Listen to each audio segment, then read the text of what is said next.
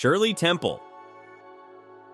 In 1938, Hollywood faced one of its most fascinating casting decisions and missed opportunities. Producer Arthur Freed and MGM executives set their sights on America's biggest child star for their adaptation of L. Rank Ball's beloved novel, Shirley Temple. At just 10 years old, Temple was a global sensation, making her the perfect choice to follow the yellow brick road as Dorothy Gale. But studio politics got in the way. 20th Century Fox, Temple's home studio, was reluctant to lend her out. The issue wasn't just money, it was about control and protecting their star. Fox demanded terms MGM found unreasonable, effectively blocking what could have been an iconic casting move. Some even speculated that Fox purposely sabotaged the deal, unwilling to help a rival studio create a potential masterpiece. So, MGM turned to their own 16-year-old contract player, Judy Garland. The result? A cinematic legend. Garland's rendition of Over the Rainbow became an American classic, and her portrayal of Dorothy became the gold standard. The film, released on August 25, 1939, launched Garland into stardom and cemented The Wizard of Oz as a cultural touchstone. Years later, Temple admitted regret over the role she could have had, one that might have reshaped her career. Instead, it became one of Hollywood's greatest what-ifs, a reminder that sometimes the biggest risks are the ones we never take. Marilyn Monroe. One of Hollywood's most tantalizing near misses began when Truman Capote publicly named his dream choice for breakfast at Tiffany's, Marilyn Monroe. Capote believed Monroe's vulnerability would perfectly capture the complexity of Holly Golightly. She was seriously considered for the 1961 adaptation, but ultimately declined after discussions with her inner circle. Acting coach Paula Strasberg reportedly advised against the role, fearing it could damage Monroe's image due to Holly's provocative past. Studio concerns and Monroe's own hesitations about the character's risky elements sealed her decision. When Paramount turned to Audrey Hepburn, Capote was disappointed, feeling Hepburn lacked the rawness he envisioned. But Hepburn created a different kind of magic. Her collaboration with designer Hubert de Givenchy birthed the iconic little black dress, and her performance earned her an Oscar nomination. The unforgettable scene of Holly window shopping at Tiffany's, pastry in hand, became one of cinema's most enduring images. Hepburn's portrayal of Holly continues to influence fashion decades later. Monroe's missed opportunity remains a favorite among film historians, a reminder of how one decision can change a legacy. Mae West. Mae West built her career on being untouchable, a platinum-haired icon who owned every scene. So when whispers spread that Billy Wilder considered her for Norma Desmond in Sunset Boulevard, 1950, the role of a faded silent film star clinging to past glory, the mismatch was clear. West reportedly turned it down, unwilling to play a washed-up figure, missing out on one of cinema's most haunting roles. Her absence opened the door for Gloria Swanson, a true silent film legend whose career had slowed with the rise of talkies. Unlike West, Swanson embraced the challenge, seeing Desmond not as a has-been, but as a complex character reflecting her own Hollywood journey. Swanson's performance was nothing short of revelatory, earning her an Oscar nomination and revitalizing her career. Her portrayal of Desmond, a delusional former star trapped in a decaying mansion, blurred the line between fiction and reality. Wilder's dark satire became an instant classic, with Desmond's final line, "I'm ready for my close-up," etched into film history. Whether West was never seriously pursued or simply declined, her absence left a void that Swanson filled with unforgettable intensity, turning what could have been a career risk into a triumphant reinvention. Like what you're hearing? Subscribe now. Next up, another star's big regret. Julie Andrews. In 1956, Julie Andrews dazzled Broadway with her magical portrayal of Eliza Doolittle in My Fair Lady, captivating audiences with her crystalline voice and heartfelt acting. Her performance in both New York and London made her the definitive Eliza, but when Warner Brothers acquired the film rights in 1962, studio head Jack Warner, skeptical of Andrews' box office appeal, cast Audrey Hepburn instead. Hepburn's international stardom was undeniable, but she couldn't meet the role's vocal demands. So Marni Nixon was brought in to dub Hepburn's singing, uncredited, in the 1964 film adaptation. This decision sparked backlash among theater fans and purists, questioning the authenticity of casting a non-singer in such an iconic role. Meanwhile, Andrews landed the lead in Disney's Mary Poppins, winning the 1965 Best Actress Oscar. Her acceptance speech was widely seen as a quiet triumph over the slight she had endured. Warner Brothers reportedly regretted their choice as Andrews' talent and charm won over audiences worldwide. The controversy remains a classic example of Hollywood favoring star power over authenticity, and how a setback can lead to even greater success. Andrews' journey from Broadway to Oscar glory stands as a testament to resilience in show business. Bette Davis. One of Hollywood's most coveted roles nearly slipped away from one of its brightest stars.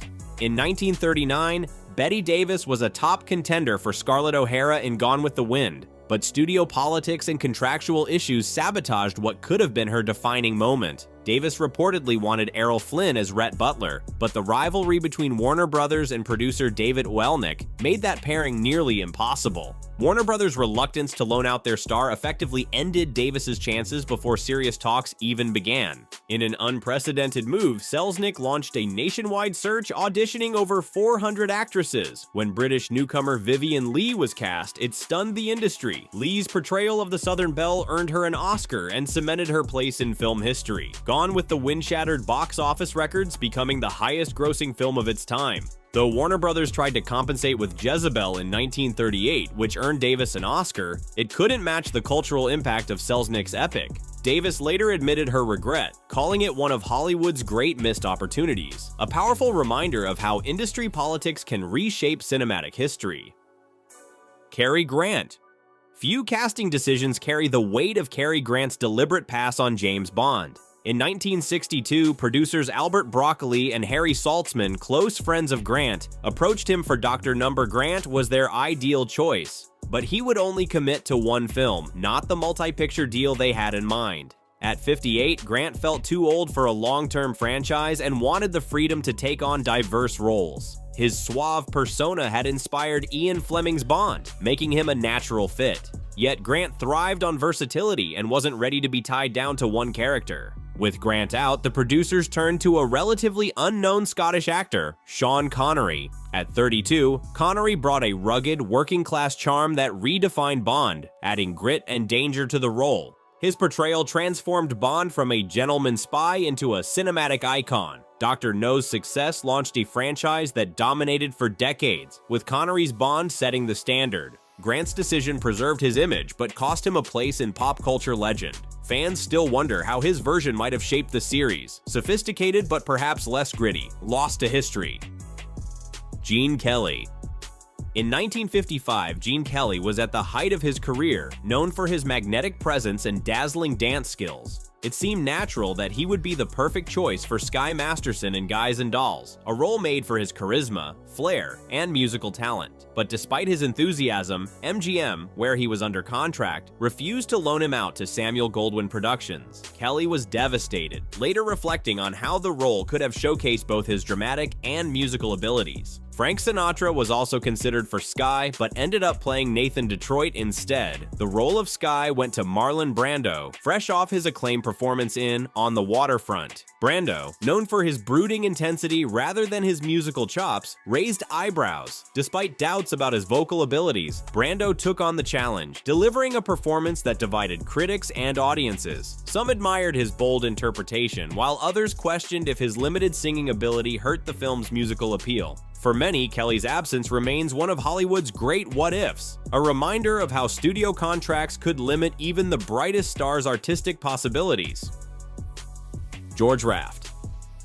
In 1942, Warner Brothers faced a pivotal decision with the casting of Casablanca, a film destined to become a legend. Their first choice for Rick Blaine was George Raft, the studio's tough guy star, known for his gritty gangster roles. Confident in his box office appeal, Raft was offered the role but hesitated, demanding script approval before committing. The studio, unwilling to give up creative control, refused. This hesitation became one of Hollywood's most infamous missed opportunities. Raft, uncertain about the script and reluctant to step outside his established persona, passed on the project. Warner Brothers then turned to Humphrey Bogart, a B-movie regular at the time. Bogart seized the chance, and Casablanca became a sensation, earning the 1944 Best Picture Oscar and turning him into a global icon. Raft later admitted his regret, realizing that passing on Rick Blaine had forever changed his career. While Bogart's star soared, Raft's influence faded, and his attempt to protect his brand cost him a role that could have redefined his legacy.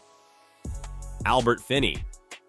In 1962, director David Lean faced a casting dilemma that would change cinematic history. His first choice for T.E. Lawrence in Lawrence of Arabia was Albert Finney, a rising British star fresh off a breakout role. But Finney declined, unwilling to commit to a multi-film contract with producer Sam Spiegel. Some believed he feared being typecast in epic roles, while others felt he wasn't ready for the film's massive scope. His decision paved the way for Peter O'Toole, a relatively unknown stage actor whose commanding presence captivated Lean. O'Toole's portrayal became iconic, earning him an Academy Award nomination and launching him into global stardom. Finney, though critically respected, never found a role of such magnitude again. O'Toole's performance redefined the epic genre and became inseparable from the character. Finney's bold refusal remains one of cinema's most consequential career choices, a reminder that sometimes the roles we turn down shape us as much as the ones we take.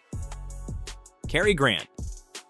In 1964, one of Hollywood's most intriguing casting decisions occurred when Cary Grant declined the role of Professor Henry Higgins in My Fair Lady.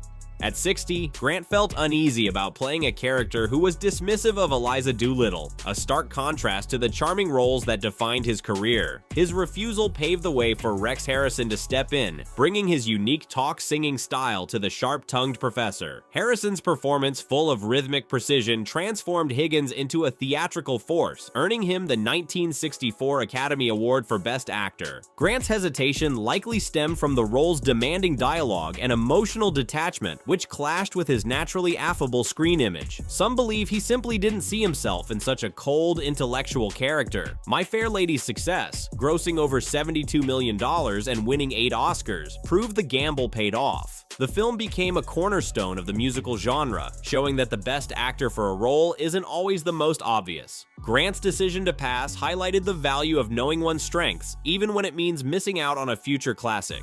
If you like this video, don't forget to leave a like and comment. Also, subscribe and hit the notification bell to stay updated on our new videos every week. Thanks for watching.